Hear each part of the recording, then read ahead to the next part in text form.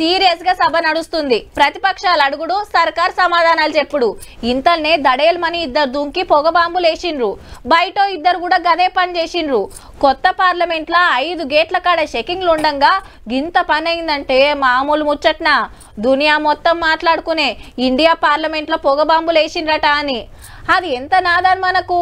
మరి ఎందుకు ఇట్లా చేసిర్రు? సెక్యూరిటీ లాపర్వా ఏందో బయట పడాలనా వద్దా? Amar Singh ji question number 202. ఎంపీలు లొల్లి చేసుడు, వాళ్ళను బయటికి పంపుడు పొద్దాక ఇదే నడిచింది. లోక్సభలో 33 మంది, రాజ్యసభలో 45 మంది.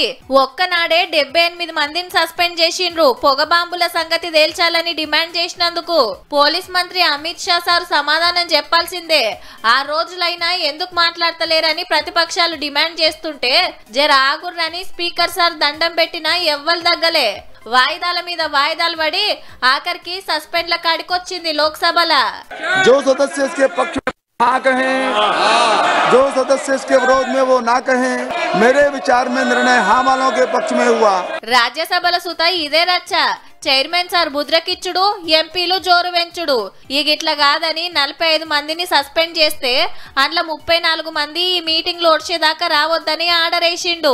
Are suspended from the service of the council. మొన్న 14 మందిని సస్పెండ్ చేసిండ్రు కాబట్టి ఇప్పటికే 90 మంది అయినట్టు.